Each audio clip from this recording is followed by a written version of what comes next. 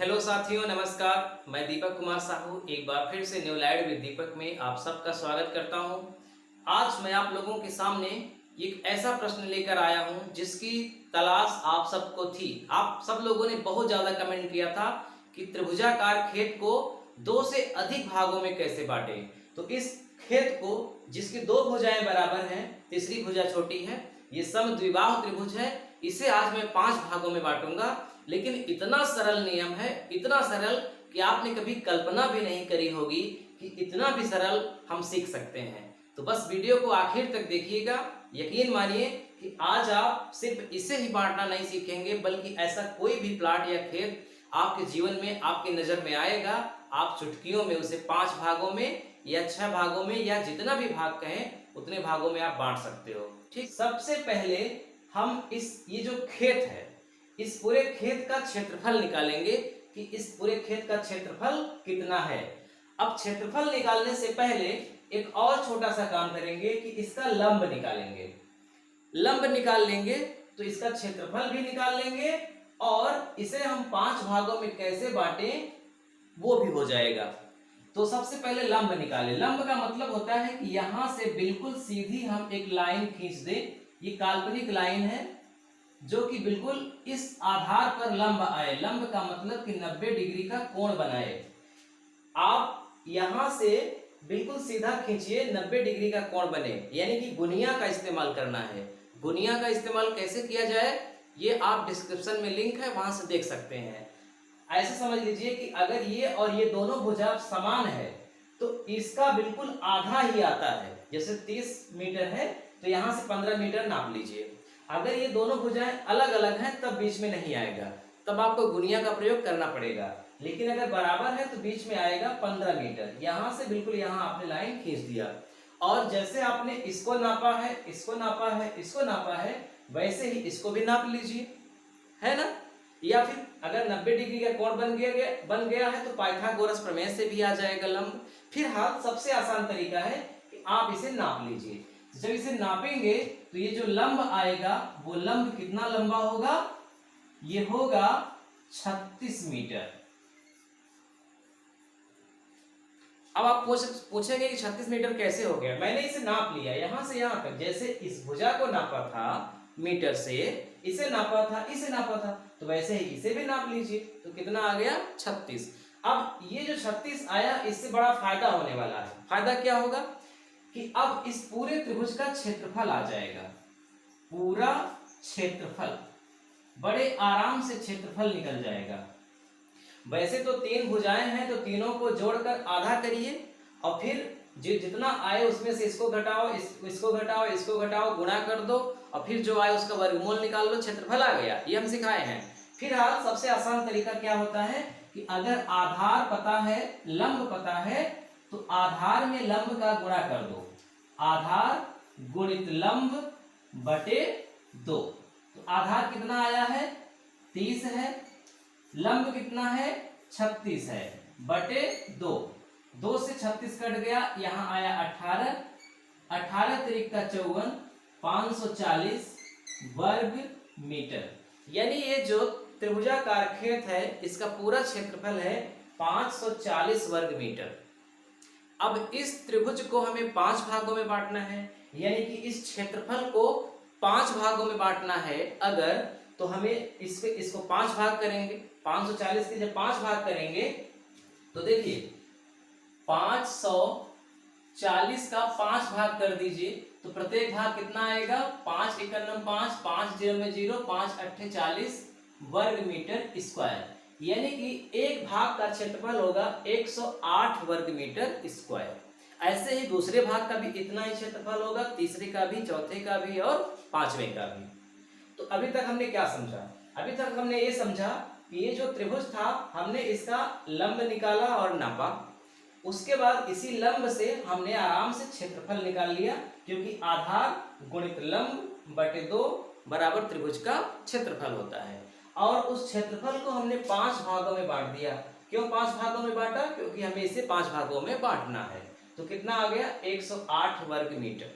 इतनी बात समझ में आ गई। अब आप समझिएगा कि अब आपको क्या करना है।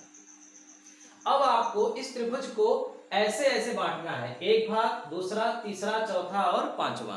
तो यहां से कितनी दूरी पर हम लाइन खींच दें कि जो ये भाग आए, ये मान लो यहां से कितनी दूरी पर एक लाइन खींचें कि ये जो पहला भाग हमारा आए उसका क्षेत्रफल कितना हो, 108 वर्ग मीटर हो।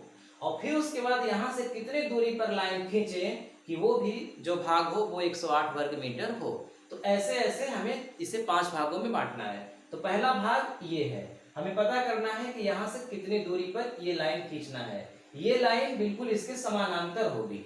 समानांतर का मतलब जैसे ये सीधी है, इन दोनों के बीच जितना डिफरेंस है उतना ही यहाँ भी होना चाहिए।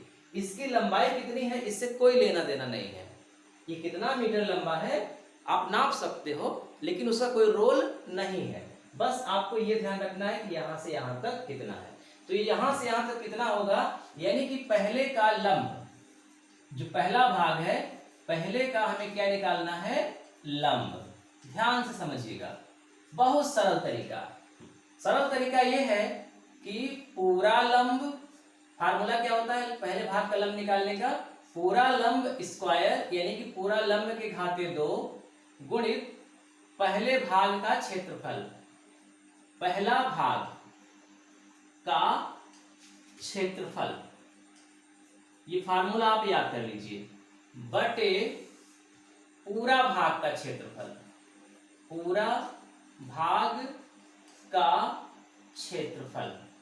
ये होता है फार्मूला लंब निकालने का। अभी ये जो आएगा इसका हम वर्गमूल निकालेंगे, लेकिन अभी हम इतना पहले हल करते हैं, उसके बाद वर्गमूल निकालेंगे। तो पूरा लंब कितना है, 36।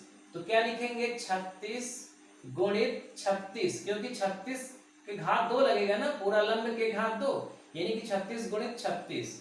पहला भाग का क्षेत्रफल कितना है, 108 लिख दिया, बटे पूरा भाग का क्षेत्रफल कितना है, 540। पूरे भाग का क्षेत्रफल आया है ना 540, तो 108 बटे 540। जब हमने इसे हल किया, हल करने का मतलब कि 36 का 36 में गुणा किया, फिर 108 में गुणा किया और फिर 540 में गुणा किया। जब हमने हल किया तो ये हमारा आया 259.2, 259.2। ये क्या आया, ये यहां से यहां तक की जो लंबाई है उसका वर्ग आया। इसका मतलब कि अब आप कैलकुलेटर में वर्गमूल का चिन्ह बनाइए, दबाइए और 259.2 को लिख दीजिए, तो सीधा सीधा आपका आ जाएगा 16.09 मीटर। आपका काम पूरा हो गया।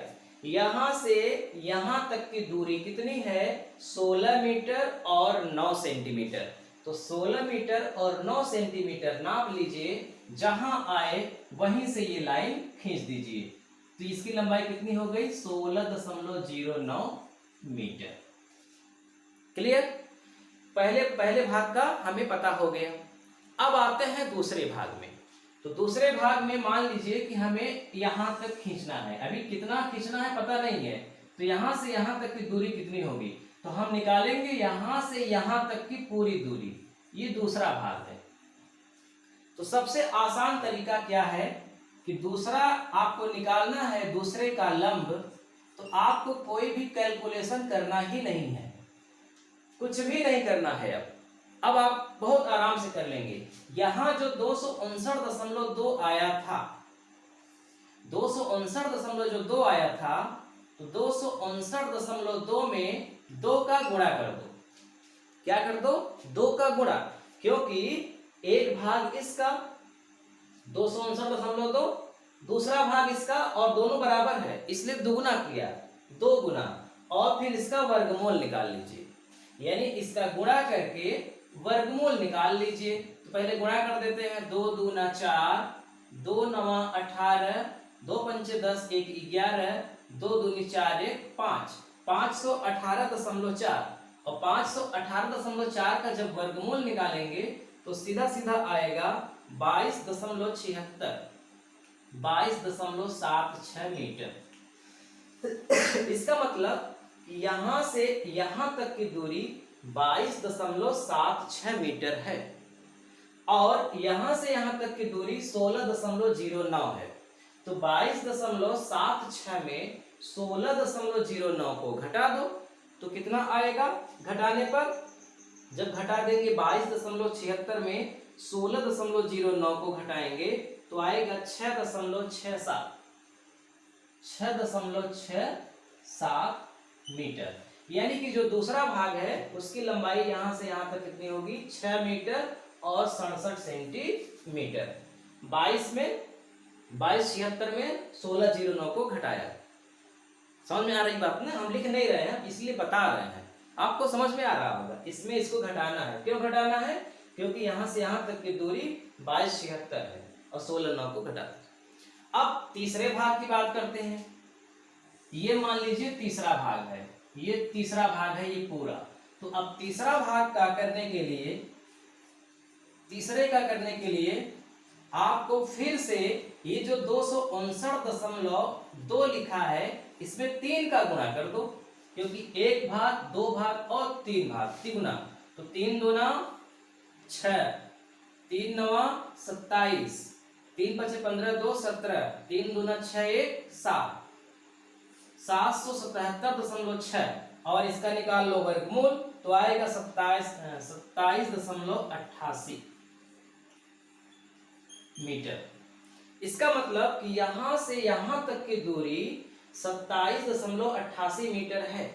अब 27.88 मीटर में यहां से यहां तक का घटा दो तो यहां से यहां तक का कितना निकला था? 22.76। तो इसमें से 22.76 घटा दो तो जब घटाओगे तो कितना बचेगा? 5.12 मीटर। समझ में आ रहा होगा कि 5.12 मीटर क्यों आया? क्योंकि पूरा 27.88 है यहां से यहां तक, उसमें से 22.76 को घटा दिया। अब चौथे भाग का ऐसे ही कर लीजिए। चौथे भाग का, पांचवें भाग का करने की जरूरत नहीं पड़ेगी, चौथे भाग का किया जाएगा। तो चौथे भाग का क्या होगा? बिल्कुल वैसा ही 259.2 में 4 का गुणा कर दो। 4 का गुणा करेंगे तो क्या आएगा? 1036.8, 1036.8 और फिर 1036.8 का वर्गमूल निकाल दो तो 32.19 आया, 19 मीटर। इसका मतलब यहां से यहां तक की दूरी 32.19 मीटर है। अब 32.19 मीटर में 27.88 को घटा दो तो आएगा 4.31 आएगा और नीचे आएगा 3.81 मीटर। अब ये जो लिखा गया है ये तीनों मतलब 16, 6, 5, 4, 3 उसके बाद पॉइंट में इन सब को आप जोड़ेंगे तो 36 आ जाएगा। ठीक, तो यहाँ पर जो 5 भाग हुए उसमें से 4 भाग तो चतुर्भुज बन गए, सिर्फ एक ही भाग ऐसा रहा जो त्रिभुजाकार ही रहा। तो उम्मीद करता हूं कि अब आपको पूरी बात समझ में आ गई होगी कि अगर समद्विबाहु या समबाहु त्रिभुज है तो हम उसे चाहे जितने भाग में बांट सकते हैं, यही स्टेप आपको करते चले जाना है। यदि आपको ऐसे यानी कि पड़ा पड़ा बांटना है तो आवश्यक सूचना ये है कि आने वाले कुछ समय में हम कक्षा 5 से 10 तक की गणित यानी कि कक्षा 5 के बच्चे जो होंगे वो भी 6 के, 7 के, 8 के, 9 के और 10 के, उन लोगों के लिए एक बेसिक गणित का टॉपिक शुरू कर रहे हैं और बहुत ही उसमें सरल लहजे में हम पढ़ाएंगे। बच्चा चाहे जितना भी कमजोर हो, पूरी गारंटी है कि मैं उसे सिखा दूंगा। शाम को 8 बजे एक वीडियो आधे घंटे का अपलोड करूंगा। तो अगर आपके घर में पढ़ने वाले बच्चे हैं कक्षा 5 से कक्षा 10 तक के लिए, तो आप उनके लिए मोबाइल या लैपटॉप की व्यवस्था करिए, क्योंकि मैं गणित पढ़ाऊंगा, निःशुल्क पढ़ाऊंगा और जितना आपके कोचिंग सेंटर में वो पढ़ते होंगे तुलना कर लीजिएगा, उनसे ज़्यादा अगर न समझ में आए तो कहिएगा। तो अभी मैं निर्धारित नहीं किया हूँ, लेकिन आने वाले 1 सप्ताह के अंदर ही ऐसी व्यवस्था करूँगा। तो इसीलिए आप दिन में आपका वीडियो होगा यानी कि खेती बाड़ी से संबंधित, और शाम को 8 बजे बच्चों के लिए होगा यानी कि पढ़ाई के लिए गणित होगा। ठीक है, गणित मैं स्पेशल पढ़ाऊंगा क्योंकि मैं गणित का टीचर हूँ और मैं उम्मीद करता हूँ कि आपका बच्चा चाहे जितना कमज़ोर होगा, मैं उसे गणित सिखा दूंगा। ठीक है, तो ये मेरा सुझाव आपको कैसा लगा, आप इसके बारे में भी कमेंट करके मुझे बताइएगा, और क्या सुझाव आप देना चाहते हैं वो भी कमेंट करके मुझे दीजिएगा। ठीक है, मिलते हैं अगले वीडियो में, तब तक